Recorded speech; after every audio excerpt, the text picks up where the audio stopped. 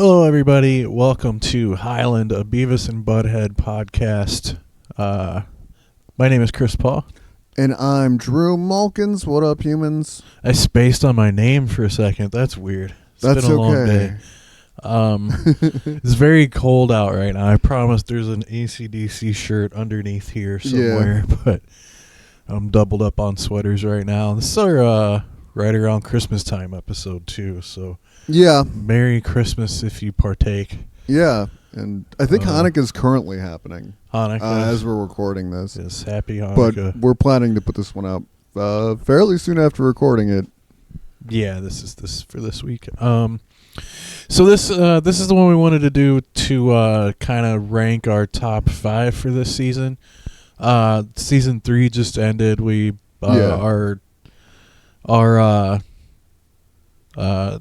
season finale review. Sorry, I heard something over there. I was trying to see what was happening. Our episode that we where we just reviewed the season 3 finale, Old Holio and the Discoverers, is up this past week, and we wanted to do this one. So. Yeah, season 3 was wonderful.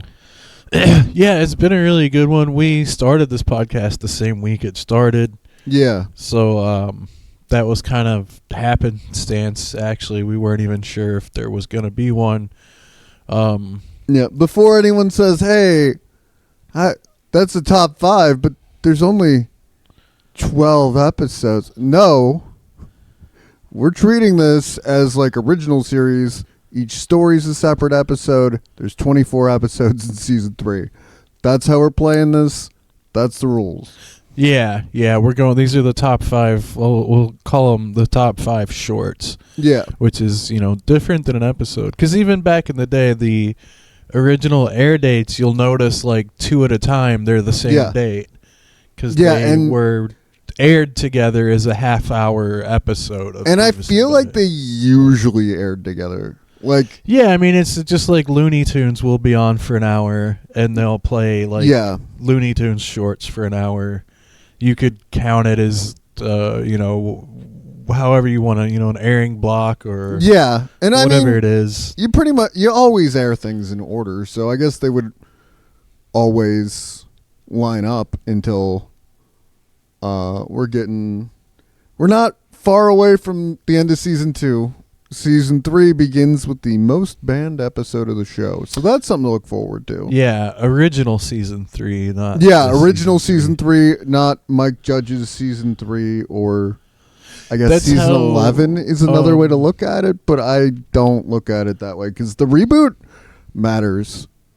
This is kind of a different show, I think. Yeah, I think so. Once you introduce time travel and a multiverse, you're already in now a slightly sci-fi, but even though this show has it's in a way a continuation of the original series. There's even like connective tissue in the form of Do the Universe. So that connects 1998 to 2022. And 2011 somewhere in the middle there. Let's forget about that. Do you have you have the 2011 season 8? Yeah. That was season 8 officially, but you have that one, which is like why I'm fascinated with the multiverse angle, because that seems like it's whatever universe that season happens in, it's where they were born in like 2000 or like in the late 90s at some point. Nope. That season is Halloween 2, man. It's like this new movie comes up right after Halloween 1. Nothing happened in between. Let's go. Yeah, that's like what season 8 is. Season not that it isn't great. We'll get into the we'll eventually get there, but we'll get into the countdown of it. But season 8 tried to do what the new one does so well. Yeah. and that enough time had gone by that he was thinking along the lines of like, let's put them in modern situations. Yeah. And let that be the catalyst for the story engines that he always did. And that's part of it too. Because they have like an episode where they're telemarketing and they're using the internet and stuff like that. Yeah, and you can't even fan theory your way into like this continuity working. Well, it's just that's mine. I mean, like Twilight is in there. That is always like the marker for me that like this happened in 2011. Yeah, they make fun of Twilight and stuff. Way around that. That's what was going on. Yeah, that's why I say if you're a real continuity person, there's almost a new universe. You're kind of sniffing up the wrong tree if you're a real continuity person. Here's how I actually look at it. We're pushing the limits of Beavis and Butthead. I mean, well, here's how I actually look at it is the important thing to note in most of the titles, it will say Beavis and Butthead in Plumber's Helper. Yeah. Beavis and Butthead in Tattoo. Like whatever episodes, whatever the name Beavis of the short. Beavis and Fire and whatever that one was called. Yeah. And it's like Looney Tunes in that way. So yeah. In my head, Beavis and Butthead are just That's ageless. True. They're ageless, immortal cartoon thought about characters that are in these animated movies. Looney Tunes also just ran cards that said, hey, Bugs Bunny and Elmer Fudd are in this one, like before it even starts. Yeah, and it would say like it wouldn't have like a Daffy Duck cartoon, or they always told you what the cast was. Hanna-Barbera, I think it would be like Scooby-Doo in Scooby-Doo and the Gang in blah blah blah, whatever the title of the episode was. There's a lot of roots in like, because people think it like this was revolutionary at the time. This was not like anything anyone had ever seen before. That's why it was so successful. And that's why, some of those season 1 episodes you could just kind of eke by with it not really making sense. And that's okay because no one had ever seen anything like this before. They were almost more of a mascot in the early, like a MTV mascot, like kind of thing. And people just dug those characters, and he hadn't ever like written a TV show before, and MTV had never produced a TV show before, not like this. Yeah. So that. A lot of risks that other people wouldn't have taken. Like Liquid TV were taken here. Where they first put it on was like MTV getting into like they were using other people's existing animations for those blocks a lot of times. All that is important just to set up the comparison of these new seasons to that, and why I think of it like that is like. Yeah. Because like if you look at like Who Framed Roger Rabbit, how the Toons all live in Toon. Like to me, Beavis and Butthead live in Toontown. Yeah. And they're like just these guys all the time, and then they go out and they're in their short, animated films, and they're just like punching in at the beginning of the day, and they go out and do the bits in the episodes, and then I want to see like an interview with Beavis or the actor who plays Beavis, and he has like a British accent. And he's like well spoken, like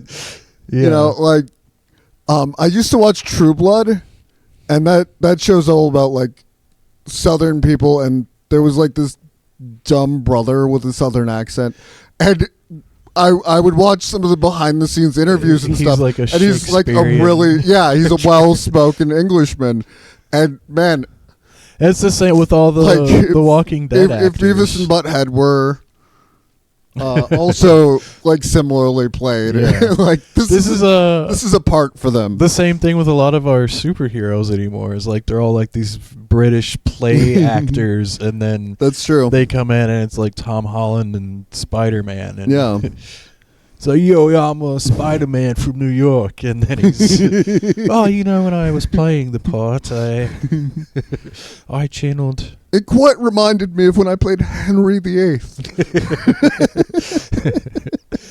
Yeah, it's pretty much that. So that's how I actually think of them. But it is fun to speculate on the multiverse stuff and all that. But yeah, and I imagine like a behind the music type documentary with them where they're like just chain smoking and then they're talking about like, we tried to bring it back in 2011 and, it just didn't work out. And then it's more like a punk rock. Yeah. Kind of like behind the Sex Pistols. Yeah. Sort of. We tried to come back in 2011 and people just, they weren't into it. Yeah. And then it ends on a happy note with the new season. It didn't make sense with what MTV was at the time. Yeah, I think it was a weird time. That was a crossroads. Yeah, in America. Yeah, and like Beavis and Butthead. Hey, Beavis and Butthead, and then 23 and a half hours of reality TV, and then another Beavis and Butthead. Yeah. Yeah. So, and I feel like now the new these newer seasons, it's called Mike, the Comedy Central era. Yeah. It's it feels like they're more mature actors, and like the two guys, they're more mature actors, and they're like.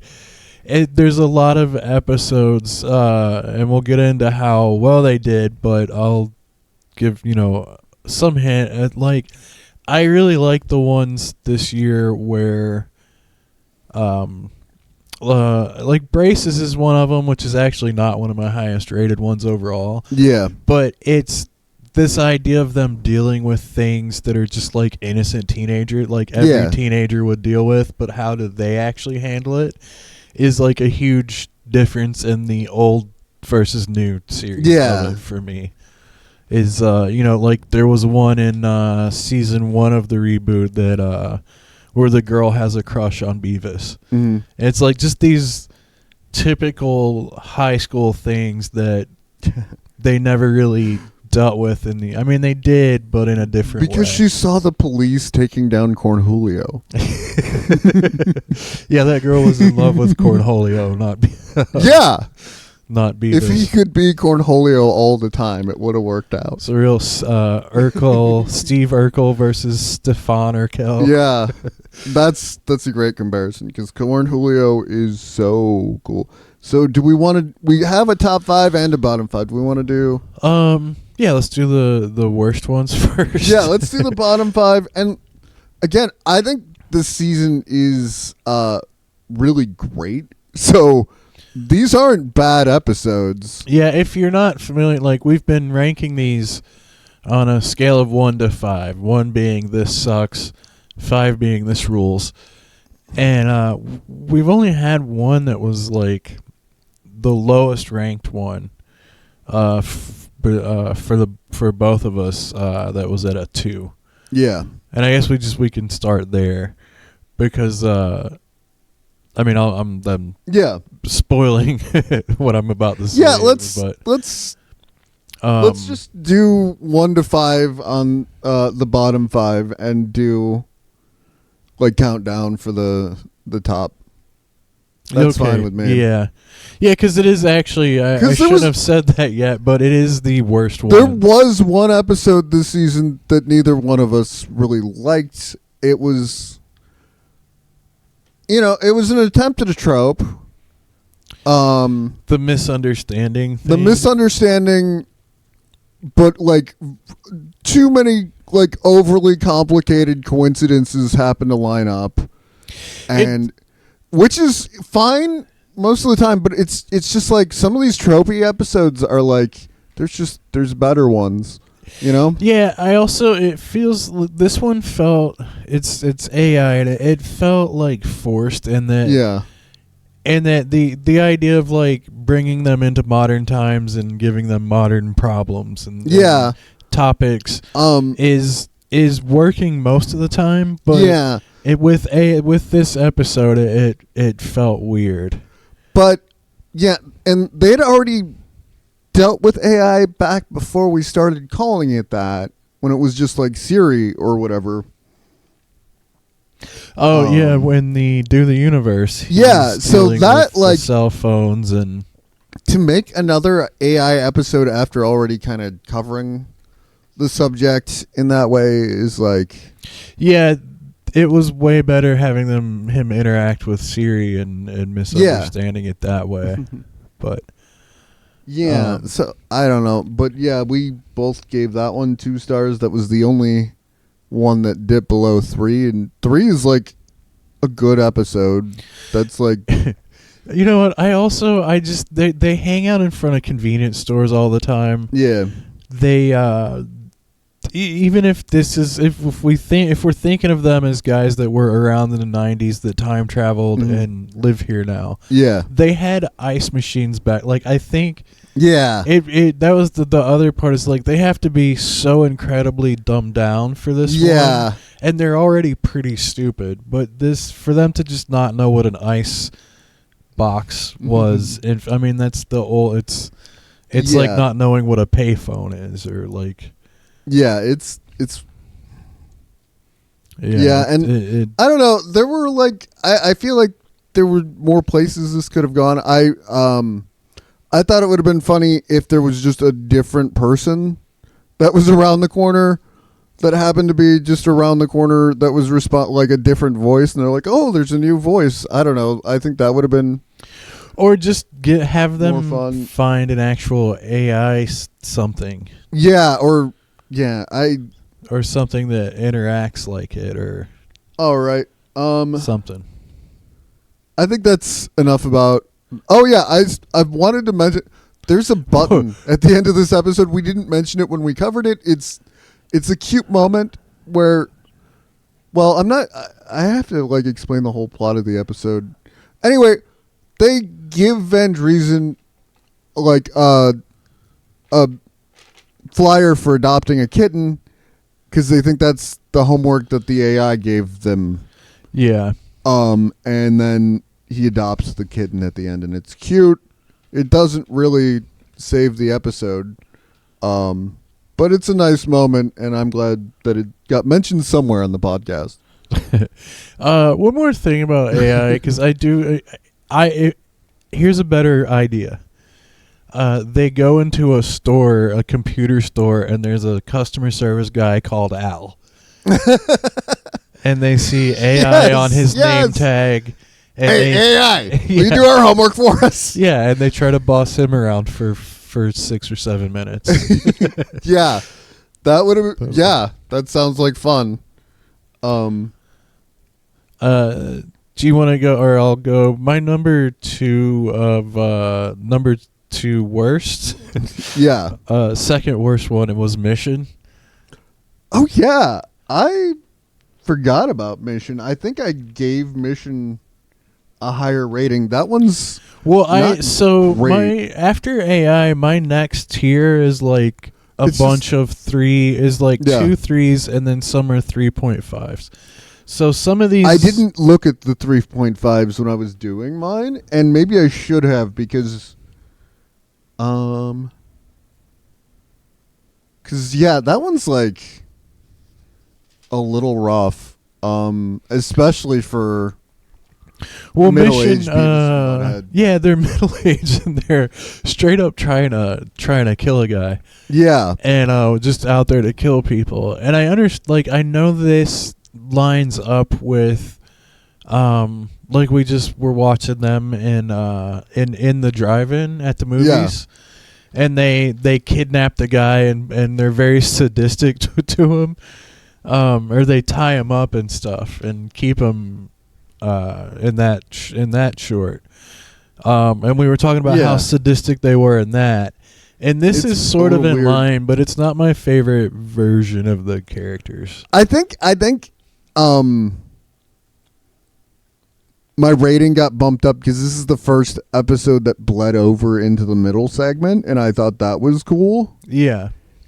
But you're right. I'm gonna change what I have written here, and I'm gonna agree with you that Mission was the second worst episode of the season.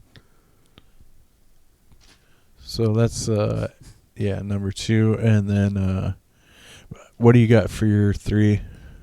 I've got Ear, which it's still pretty good, but I have Ear for number 3 as well. Yeah, there's some really funny stuff in Ear, but it's again, and for me, it's just they're just so stupid. There's all these like weird like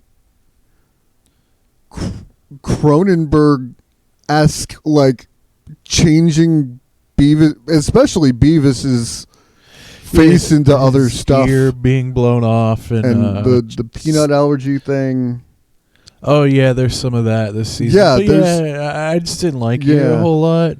But again, just him being deformed throughout like the whole episode is weird. Ear is another one where it's a very Looney Tunes like threshold for pain, and it's kind of like two characters doing a bit. Mm-hmm. Because there's a lot of what? It's like he's trying to find his who's on first with these two. Yeah. And I didn't like this attempt at it.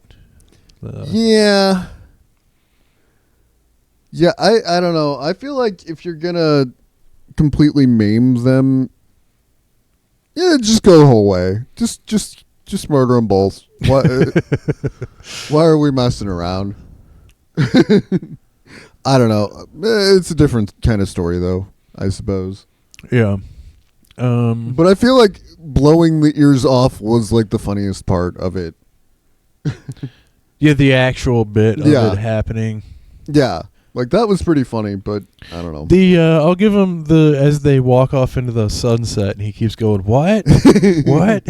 Yeah. That's I appreciate the bit. I just don't Speaking of the last joke episode being the best part and the rest of it kind of being meh, I've got Bed and Breakfast for my number 3 or 4. I'm sorry, number 4. It's on mine, but I have Lifesavers next. Okay, I liked Lifesavers. I can't even remember what it is. Is it Van Driesen? It's Van Driesen. They're carrying him through the woods in a makeshift cot, and he just keeps eating shit. Oh, yeah. There's some really funny stuff in there. Yeah, there's some good stuff. So these two are like my last 2 worst ones here are into the area where they're 3.5s, but they're still like I had to pick. So these aren't bad. It's just not my favorite thing, I guess. The abusing Van Driesen thing, I feel like I mean, it's classic, but this is I don't know. I don't know what this version of it is. It's a lot. I do think it's funny that they go when they go get tacos and they come back and they're like, "We brought you tacos. You owe us $12." Yeah, and then they want to charge him for them, and then they just shove all the tacos like inside of his clothes so that a mountain lion will eat him, basically. Yeah. So that's what I had it for. What did you say again? Bed and Breakfast. Bed and Breakfast. That's so that's my number 5. Yeah. Bed and Breakfast is another one where they try to put them in a modern thing, because I feel like it's almost like the what's that business called, the Airbnb. Mm-hmm. So like that's what they're doing in this. It feels like I said, like AI a little bit. Like they're just like, what's a modern thing, and let's build an episode around that. Yeah. Yeah, I kind of like the we're B&B. Yeah. And I thought the thing with the laundry was cute, although they've used laundry machines before. Like, yeah, like it was kind of unbelievably stupid at that moment, but I don't know. The whole thing is kind of weird and. It ends with them watching people bang through their own window. Just Beavis does, but yeah. I don't know. Some of the episodes where they're a little, where they're sexually stupid, kind of, are like not as high on my list. But that's what I had on number 5. What was your number 5? I actually don't agree with either one of the ones that I had as number 4 or number 5. I'm going to say Depositors. I'm going to call an audible and say Depositors. Okay. What did you? Yeah. It's a little gross. Yeah. And when they well, that particular fluid is one that is very hard to get by censorship, and I feel like that maybe caused them to downplay some things going on in the episode that I think could have been really funny if they just went with it. But I'm not saying that I know that like Comedy Central was like, no, you can't talk about that. I'm not saying the words because I don't know if we can talk about that here. I think the one kind of funny thing to me in that is when they think that that's their baby, and they're I guess we could say sperm. That's the sperm bank. Yeah, that's where they're at. But they're at a regular bank. That's a funny premise, but I feel like, again, more could have been done. I feel like there was more opportunity there than what was actually taken. I think the strongest joke in it is the generational, like, they tell the baby, like, well, we gotta go. So long. Good luck out there. Like, they're leaving it like their dads did them in the movie. Yeah. As is explained in the movie, I mean. And yeah. They're just kind of like doing what dads do in their mind. It ends up in but that feels rushed. Even I don't know. It's that whole story to me is just a little clunky. Just the idea that they think combining their sperm is going to make the baby grow faster. Yeah. I still liked it overall. Like I gave it 3.5 stars, but yeah. Yeah. So that's both of our bottom 5. And I wanted to mention like everything that got 5 stars, so I want to start with an honorable mention. Because I had one that you didn't have, and that's Nacho Shake. And I love an extended fantasy sequence. You know, getting inside the mind of Beavis and Butthead is a lot of fun. That's really good. Let me we'll be clear. We're gonna do our top 5 now. This is our top 5, and this is your first honorable mention. This is my first honorable mention, and then we are matching. We haven't revealed our top 5s to each other, but we have talked about what didn't quite make the list, and we have a matching honorable mention. I just wanted to say, like, I think it's really funny. Like, they get out of the limos, and there's immediately, like, 8 women that just attach themselves to them. There's some really funny, like, gags in that one, and there's a lot of funny stuff going on. And acknowledging that they're actually Metallica fans after wearing the shirt for his whole existence, kind of, because it rarely happens. Yeah, it's great. And I still don't know how they ended up with like coffee and just uncooked ground beef as the formula for the new extra nachos or whatever. Whatever, they had some kind of fast foodie name for whatever that was, but I don't remember exactly what that was. We watched it a while ago. The most unbelievable thing about me in it was that the shake machine worked, which this never happens in a fast food restaurant. And And they were abusing it. The milk and the milkshake machine turned the nachos slightly like brownish, like they kind of burned the whole thing was kind of gross. But yeah, I guess I like them doing gross things rather than looking gross. Anyway. And then the other one is work from home. Yeah, I had that as. So what happened for mine is I had 6 with that I gave 5 stars this season. So I had to cut one of those, and it was work from home. The thing about this one is that it's a 4-star episode wearing a beautiful hat. Yeah, it's a pretty it's a pretty I don't know, average or just normal sort of Beavis and Butthead plot. Like it's good. It's not bad. Where they misunderstand something and but then Lumass are dumb. The dumbass. Oh, that's right. That came out of the video segment. That is why this is. That's why I said beautiful hat. That is the beautiful hat that it is wearing. That brings it to a 5-star. So overall, and also introducing Burger World with them being middle aged. Yeah, it was a cool episode, and but it's supported by its connection to the middle segment more.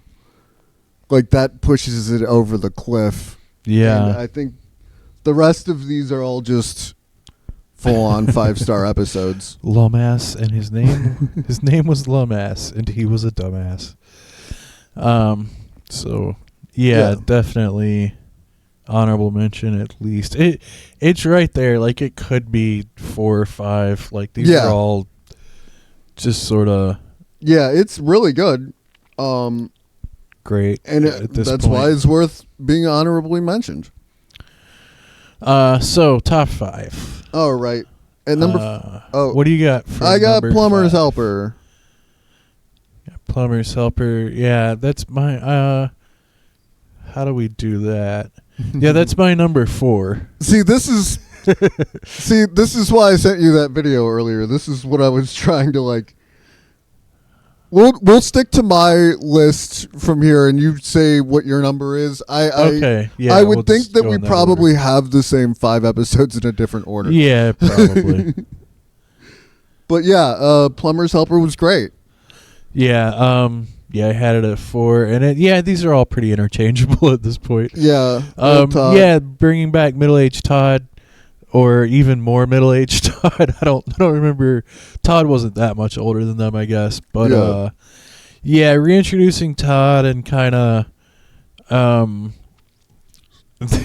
just him getting annoyed with them all over again. The idea of him kind of feeling nostalgia for these guys, and then within minutes realizing, oh, there's a reason I hated these guys. I think he legitimately gave them a chance, and they just blew it. Yeah, Beavis starts cutting a wall frame in half immediately without being asked to. Yeah. Plus, they weren't super clear about it, but I think they show up for work super late. Yeah, there were already guys on the job site working and everything. Yeah. All right. What was your number 5 then? Heart Attack. Oh, that was my number 4. So that works out. Yeah, these are all right in this area. Yeah, so. It's great. It reminds me a lot of the episode Choke. Yeah, I would say it's like the middle-aged version of Choke. Yeah, and Choke is an absolute classic. It'll be a while before we get to that on the other end of the podcast, but it's but it stands on its own merits too. Butthead having a heart attack, trying to give himself a stranger, but not being able to move his arm. hitting on that nurse. Yeah, it's the whole thing. Could have saved your life. And that's what Beavis is also fixated on when he goes to the doctor and he's like, he should spank his bunkie. He's like, well, that's the problem. He can't. Yeah. You see, but also the revelation that Beavis still goes to his childhood, like whatever doctor he went to as a kid. Yeah. Is very funny. Also, it's probably how he finds out all the things that he needs medicated for, which comes in handy later. Yeah, there's a lot of fun. Good. Yeah, this is a great episode. So that's your number 4, my number 5. My number 4 was Plumber's Helper. So yeah, we've covered 4 and 5. Then my number 3 is Tattoo. That's what I got too. Yeah. Makes sense. These are some bangers here. Because I was thinking earlier, like, if Plumber's Helper had just been like the best episode of the season and these other 4 were like middling episodes, it still would have been a great season of television for sure. But boy, we got some bangers. But yeah, Tattoo is so good. Yeah, it's just it's like these two just doing a like Laurel and Hardy bit or like some kind of and it's a good use of the characters because it wouldn't have made sense even though canonically Beavis and Butthead have tattoos on their butts after I think it's season 3 or season 4 maybe. But it's hard to show like an underage teenager getting a full chest tattoo. You know? Yeah. No, plus the idea that he was so drunk that he like that's more of a middle age like Beavis and Butthead concept. Like, and it's a great it feels like a classic concept that only works in the middle age, and that's exactly what these episodes should be. And it's beautiful, and it's some of the funniest gags. Yeah, I the middle-aged ones that are where they're like really firing on all cylinders is when they're doing stuff that you're like, it's just it's a projection of what those guys would do in their middle age, like in their 40s and 50s. Yeah, this is so 40s and 50s, whatever they're supposed to be, Beavis and Butthead. Yeah. I feel like we might be matching from here. Yeah, probably. I'm thinking number 2. I have Beavis H. Yep. Yeah. Absolutely hilarious episode. Yeah. Really great concept, executed so well, and this is one of the episodes that really highlights the animation, and the way they're using the animation with like comedic timing this season. And I mean, they have been since Beavis and Butthead Do the Universe. There was some really good timing with like that weird humping machine thing that they were using, and some of that stuff was really well timed animation wise. And they've kept that comedic timing, but I think this is like the climax of like that comedic, the way they widen the camera for that scene where Beavis H keeps butting in is so perfect and so wonderful. It's me Beavis or him Beavis. And he's such a like that character in any other cartoon would be a main character kind of. Yeah. Like I think he would be like in I don't know. He reminds me of like a Dawson's Creek kind of guy. That just shows up that he would be likable in anything else. Yeah. Beavis H. Yeah, he would be the likable like he's kind of he doesn't fit in with them because he's a likable person. Yeah, he has self-esteem and self-esteem. Yeah, he has self-esteem and he's not he doesn't have a giant head. Mother's not a There's not a long line of Kens outside of his mother's dream house. Yeah. Oh, I'm not even... Was that in this episode? I'm not sure. I don't remember. Yeah, I don't know where the Barbie clip, which episode that was connected to. We never wrote that stuff down. Yeah. I could have, when I was putting all these lists together, I could have figured out which episodes had which videos, but was it that important? Probably not. No. Only with Lamass the Dumbass, because the video segment set up the middle part. But and that's why work from home was absolutely worth honorably mentioning, which means number one, I think this was a clear choice. Old Julio, yeah, it was the best thing of, like, because it is old Julio. He's not just old and doing exactly the same shtick. Yeah, it's the old version of that. Yeah, it's like he's only doing pharmaceutical drugs. Right. There's no sugar involved. Well, there's a little bit of M&Ms, I guess, at the beginning there, but that wasn't enough. It's what triggers the thought. I feel like as soon as Butthead mentions it, he kind of woke Cornholio up inside of him, and then downplayed it to Butthead. And then he went back there to unleash himself. He was subconsciously driving Beavis to release him. And I like, just, he doesn't understand sarcasm. Someone says, "Oh, I guess you got to help yourself here." He's like, "Oh, okay." Yeah. So of course he just pounds bottles. How he falls asleep at one point and wakes right back up with all the energy. And he's still in character. He's speedballing. I mean, that's he falls asleep and wakes up as Cornholio. Yeah. Which is terrific. Like exactly what you do on drugs when you mix uppers and downers. You're up and down. Then he goes out in a blaze of glory, literally. Yeah.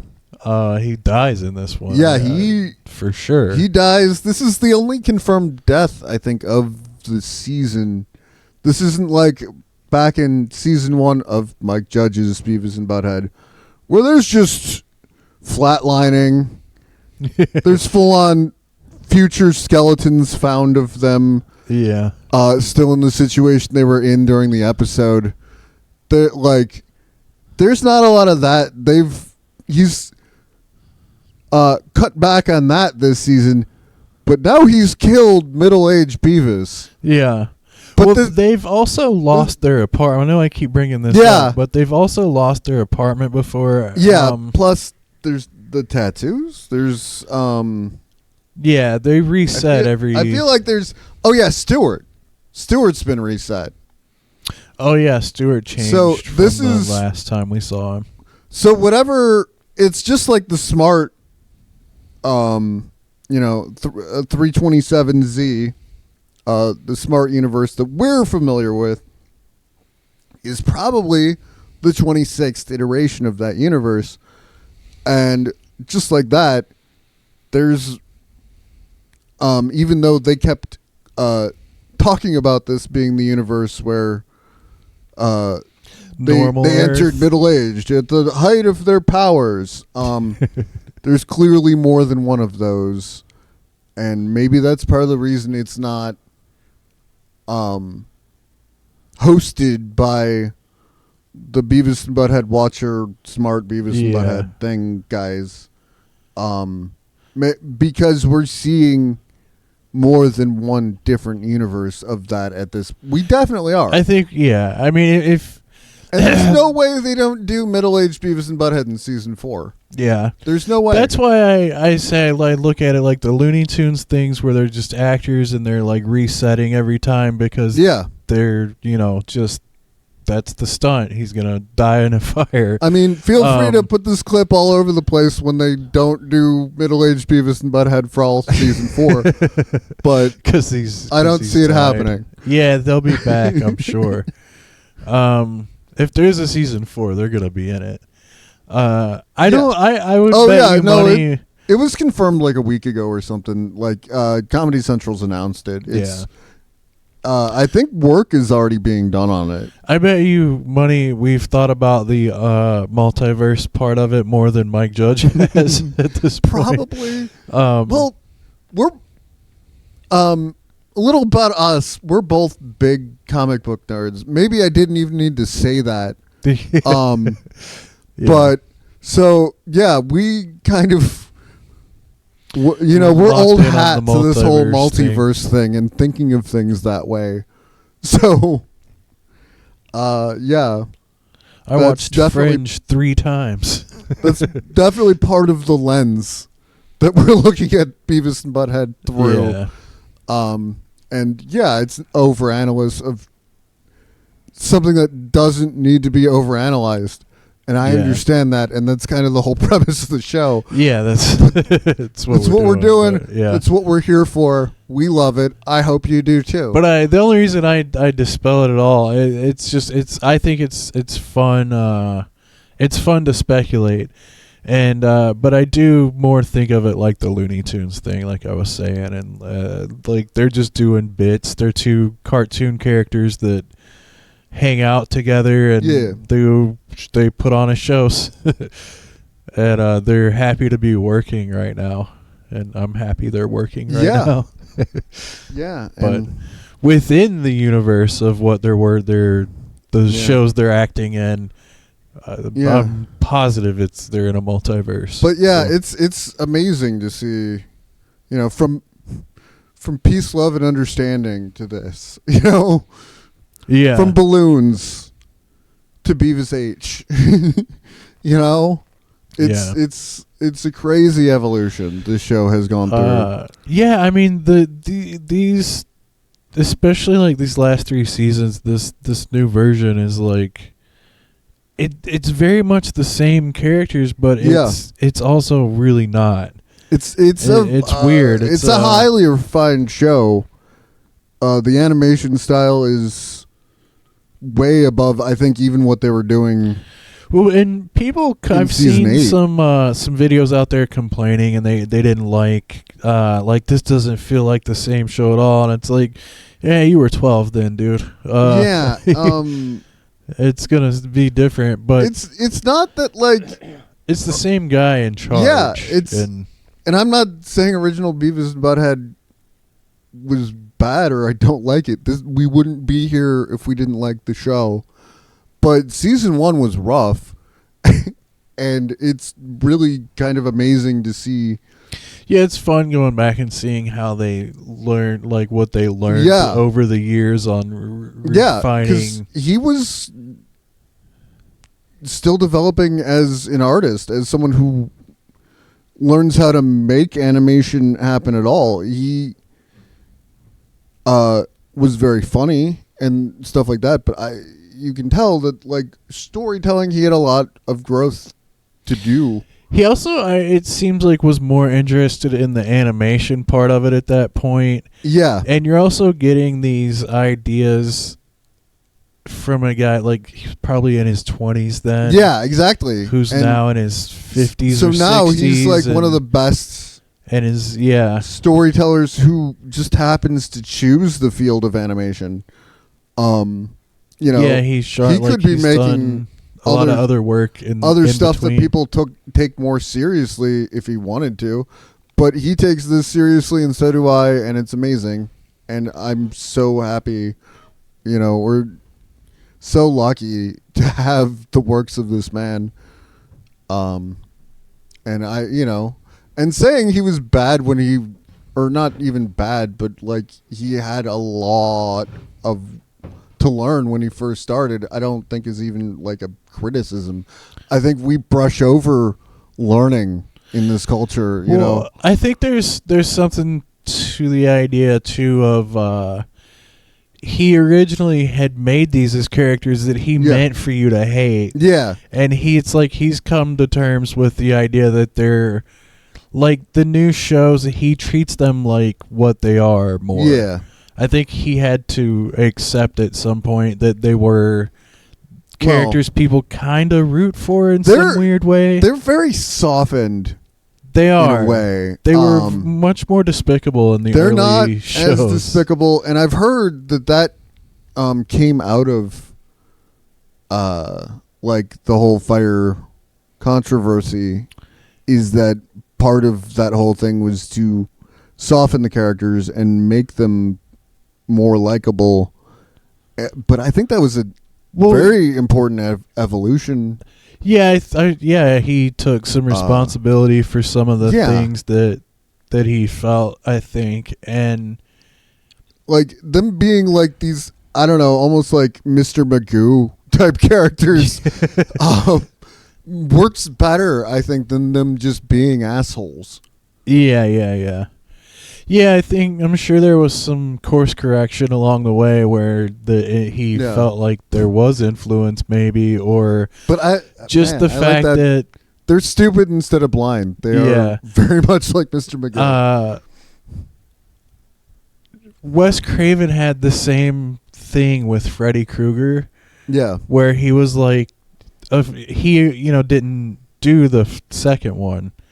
And then they got him to come back on the third one because he wanted to, I think he wanted to end it.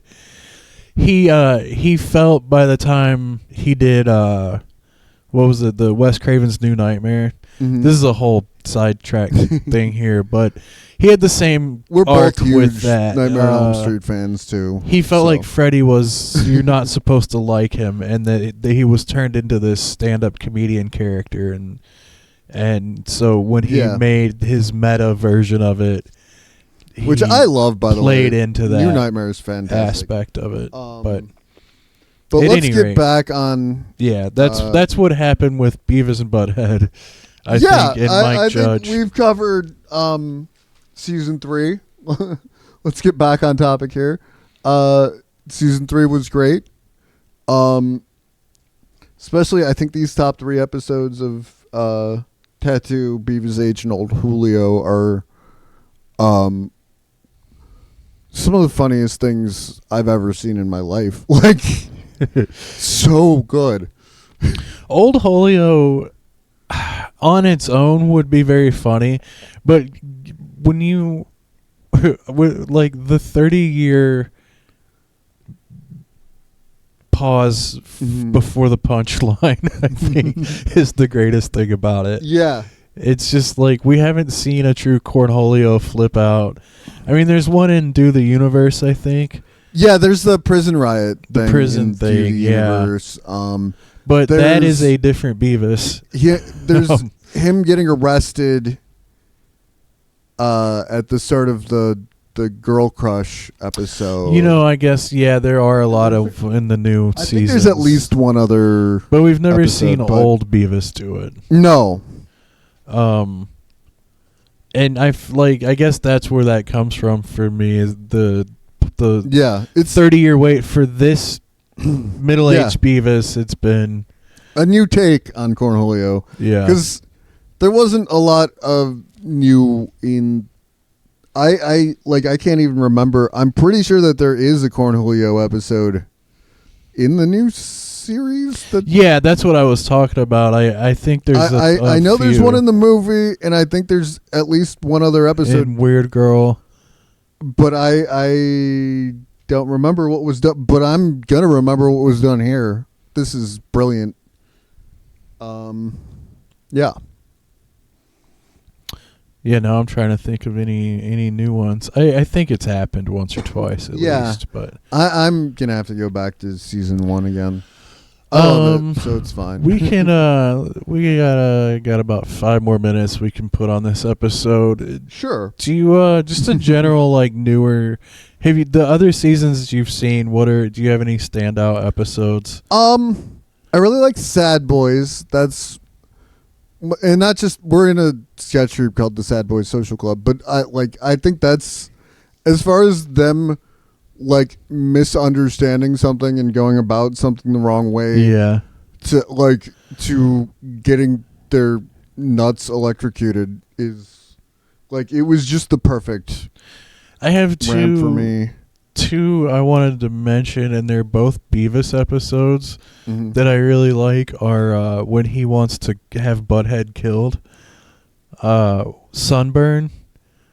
When Butthead keeps slapping his Sunbird and he decides he's going to have him killed. Yeah. And he tries to hire a hitman and everything, and then he can't go through with it. That one, and Are You There, God? It's Me, Beavis. Oh, yeah. When he's praying about why he never gets to score. No, that's where he gets rabies. Oh, that's right. But I think that's what he's praying about or something. Yeah, Yeah, that is he does have rabies in that, but yeah. I'm trying to think. I know I liked other episodes. Another Beavis episode there's a lot of this in the new the fire one. Yeah. Where he finally meets his hero Fire. And I feel like this is kind of an example of almost like the Mike Judge multiverse, where, like, to me, where Beavis meets Fire is like from the universe where Peace, Love, and Understanding was the standout hit over Frog Baseball, and the show ends up being based on Peace, Love, and Understanding, and characters like Sterculius become a bigger part of the show. Like, that's what I feel like that episode. The God of Feces. Yeah. The God of Feces. And there's a God of Fire. That whole, like, pantheon becomes part of the show because Peace, Love, and Understanding was the big hit. And that's how they end up using the characters, and they go on adventures with, like, these godlike beings. Well, that's what I think of. I thought of it as Beavis is insane. Yeah, like he's just talking. That makes to sense a too. It reminds me a lot of like an episode of Aqua Teen Hunger Force. Yeah, because it's like some sort of supernatural being that has like power, but demands mundanity. Yeah. Yeah, the movie especially those weird little aliens. Yeah. Come. Yeah. And like that's very Aqua Teen vibes. I still like that episode. I feel like that might be like it's an odd one, but to me, it's keeping up these like. It's a weird one because there's no Butthead in it. That's true. There's no Butthead in that episode. He's because he's out on his own the entire time. And the one where he hangs out with the guy that kind of reminds him of Beavis. Mean the doppelganger? I think that's the name of the episode. Yeah, it's a guy that he thinks is Butthead initially, and then I said Beavis instead of Butthead. I've noticed in rewatching the podcast that I actually do that a lot. I especially seem to say Butthead when I mean Beavis quite a bit, but that's okay. I think they get it. But that episode's great, especially the just the lame Metallica. Not even parody. Yeah, I guess is the word that it would be. Yeah, he makes him listen to him play a guitar. Yeah, the exit night, enter lights, take my hand. Onto That's everywhere, right. always land. That guy's out there hanging out with Beavis H. Somewhere. I hope so. That is on my wish list for season 4. Another universe beyond the Daria thing that we've been asking for. I think in season 4. Yes, I want middle-aged Daria. We will, and a doppelganger Beavis H episode. Does that guy even have a name? I think he does, and I think he says it a lot, but I don't remember. Oh yeah, I don't know. Let's say Charles. What if it's Dickhead? A perfect match. They fit in together so well. Dickhead and Beavis H. Yeah. But Beavis H is what makes me feel like Beavis is named Beavis because it's treated as a first name even though we know it's a last name. Yeah. So it's probably first name, last name. Or maybe she just didn't name her kid and like a social worker just did that later in his life. We don't know. It's just still his last name. Yeah, they didn't. No one cared. Yeah. No one cared about the naming of these children is what I get. Yeah, wouldn't it be funny if we named our kid Butt and our last name is Head? That's hilarious. Like, it's just child abuse. There's so, like, if you look deep enough, there's a lot of child abuse involved. Oh yeah, if you really get serious, if you about pay these attention kids. during what they talk about during the music videos, there's a lot of child abuse. Oh yeah, they reveal a lot in those. But yeah, so that's been our season 3 rap party. Yeah. Rap episode. Thank you. Drive through.